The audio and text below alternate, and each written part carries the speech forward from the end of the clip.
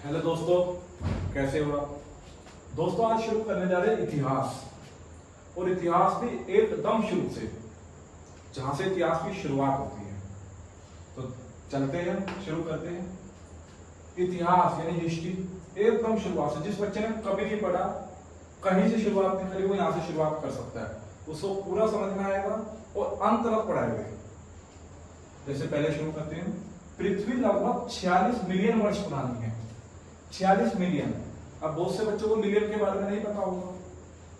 1 million में 10 लाख होता है, यानी 1 मिलियन 10 लाख के बराबर होता है। इससे हम तुलना कर सकते हैं पृथ्वी कितनी पुरानी है। दूसरा, पृथ्वी शुरुआत में काफी गर्म थी, यानी पृथ्वी का जो तापमान था वो बहुत ज्यादा था। धीरे धीरे पृथ्वी का तापमान कम हुआ और पृथ्वी रहने योग्य बनी।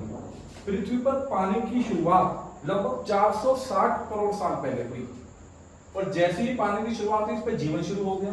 और पृथ्वी पर जो पहले सबसे पहले पाया गया वो पाए पेड़। फिर शुरुआत हुई जानवरों की, और उससे कई सालों बाद मानव पृथ्वी पर आया। अब मानव पृथ्वी पर कैसे आया ये आज तक नहीं पता चला। ये ऐतिहासिक चीजें, कई धार्मिक चीजों में भी इतनी जानकारी लगती है। पर अगर हम इतिहास पर रहे तो मानव जो आज जो वर्तमान में जो मानव है और इससे पहले जो मानव था, उसमें काफी अंतर था। अंतर कैसे था वो हम अब जानते हैं। जीवाश्म।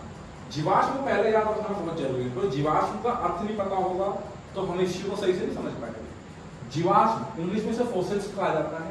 इसका अर्थ होता है पुराने अवशेष। पुराने अवशेष का मतलब है जो लाखों हजारों साल पुराने अवशेष है। ये मनुष्य के भी हो सकते हैं, पौधों के भी हो सकते हैं, जानवर के भी हो सकते हैं। इन्हीं जीवाश्म से हमें किसी भी समय का पता चलता है, कोई कितना पुराना अवशेष है। इसी के कारण आज हम इसको निकाल पाए हैं। पृथ्वी पर मनुष्य का प्रादुर्भाव 56 लाख वर्ष पहले अफ्रीका में हुआ था। यानी पृथ्वी पर जो सबसे पहला मानव पाया गया था वो 56 लाख साल पहले अफ्रीका महाद्वीप में पाया गया था। और इसको मैं मानव क्यों बोल रहा हूँ? क्योंकि इसे होमिनाइड कहा गया। होमिनाइड की विशेषता थी। क्या विशेषता थी? कि पहली बार ऐसा मानव था जो 2 पैरों पर चलना सीखा। इससे पहले जो मानव थे वो होमिनाइड थे, यानी ये होमिनाइड से उत्पन्न हुए। अब ये होमिनाइड क्या है उसको भी समझना। होमिनाइड, होमिनाइड से बने होमिनिड। होमिनिड में परिवर्तन हुआ। होमिनाइड की विशेषता थी कि वो अपने हाथ और पैरों दोनों से चलते, जैसे वानर चलता है। वानर आपने देखा वो ऐसे चलता है, ऐसे हाथ ले लेता है और पैर दोनों का इस्तेमाल करके चलता है। इसलिए इसे हम मानव नहीं बोल सकते थे। मानव की विशेषता थी वो दोनों पैरों, अपने दोनों पैरों से चलता था।